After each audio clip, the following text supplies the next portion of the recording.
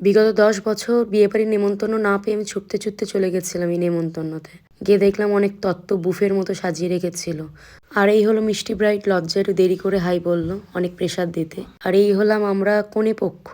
এমনিতেই মাসের শেষ, তো আমরা ডিসাইড করি যে বরপক্ষ থেকে মানে পাত্রপক্ষ থেকে কিছু একটা উসুল করা যাক। তাই জন্য আমরা ঠিক করি পাত্রকে না ঢুকতে গিয়ে টাকা আদায় করব। আদায় করে হাত খরচা চালাবো এই মাসের, মানে এই শেষ কটা দিন যতদিন না স্যালারি ঢুকছে। তারপর পাত্রপক্ষ নিজের পুরুষত্ব দেখিয়ে আমাদেরকে ঠেলে ঢুকে গেল, দিয়ে আমাদের 200 টাকা ধরালো। তারপর আমরা ঠিক করলাম বরকে আটকে দেবো। বরকে আটকে বললাম টাকা বাড়াও, নাহলে টোপর পাবে না। বর বললো ঠিক আছে 5 টাকা দিচ্ছি, টোপরটা দাও। আমরা ভেবে দেখলাম 205 টাকা নটা ব্যাড ডিল। তার কিছুক্ষণ পর জানতে পারলাম এটা ওদের প্রথম বিয়ে নয়, এটা ওদের 2 নম্বর বিয়ে।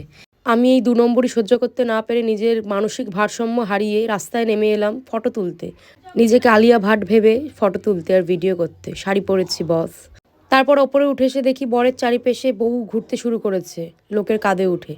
যাই হোক, বউকে জায়গা করে দেবে বলে বর পিঁড়ি থেকে নিজেই নেমে এলো। এতেই বোঝা গেল নারী শক্তির জয়, মানে বউকে ভয় পায়। যদি বউ পড়ে যায় ক্যালান্ডিটা ওই খেত। যাই হোক, তারপর হঠাৎ করে দেখলাম একজন বরকে কোলে তুলে নিল, কেন জানি না। বউ ঘুরছে, বরকে কোলে তুলে নিচ্ছে। সেম জিনিসটা আবার রিপিট হলো, আরো দুজন এসে বরকে কোলে তুলে নিল। ইজ্জতের পুরো গ্যামাক সিন আর কি। তারপর বউ বলল 205 টাকায় ফুলের গন্ধ শোকানো যাবে না, আমি একাই শুকবো। তো বউকে একাই শোকানো হলো। এবার পালা শুভ দৃষ্টির। তো শুভ দৃষ্টি করে বউ লজ্জা পেল, বড় লজ্জা পেল। বর তো টোপর পরতেই ভুলে গেছিল, তারপর তাকে টোপর পরানো হলো।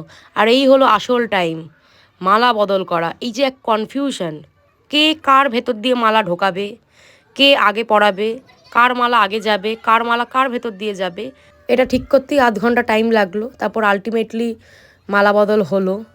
উফ, বরের মুখে কি হাসি, এটা চাপা কষ্টের হাসি আর কি। তারপর বরপক্ষ ভেতরে ভেতরে একটা ওয়েট লিফটিংয়ের কম্পিটিশান করে, সেটা করতে গিয়ে বউকে ফেলেই দিচ্ছিল। তারপর অনেক কষ্টে নতুন বউকে উদ্ধার করে সিঁদুরদান প্রক্রিয়া শুরু করা হলো।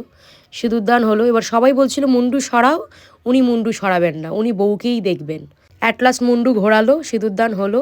আর আমাদের লজ্জা বস্ত্রের বাজেট ছিল না, তাই আমরা কনের বেনারসির আঁচল দিয়েই লজ্জা বস্ত্র বানিয়ে নিয়েছিলাম আর কি। এইগুলো আমাদের ট্যালেন্ট, মানে কিভাবে বাজেট কমাতে হবে আমরা জানি। আর এই যে একটা বাচ্চা মেয়ে বসে আছে, এটা হলো ওদের একমাত্র কন্যা সন্তান। এবার নেক্সট রিচুয়াল হচ্ছে কেক কাটা। ব্রিটিশদের দিয়ে আমরা শিখেছিলাম। তো বর হাঁপিয়ে গেছিল বলে বিয়ে করতে করতে বউয়ের ঘাড়েই মাথা দিয়ে কেকটা কাটছিল। তারপর ওকে মনে করানো হলো যে ফটো উঠছে। তারপর বর বউ কনফিউজড হয়ে যায় কে কাকে খাওয়াবে। যাই হোক, অনেক খিল্লি হলো। ওরা যেন সারা জীবন একসাথে থাকতে পারে এই নজরটাই দিও।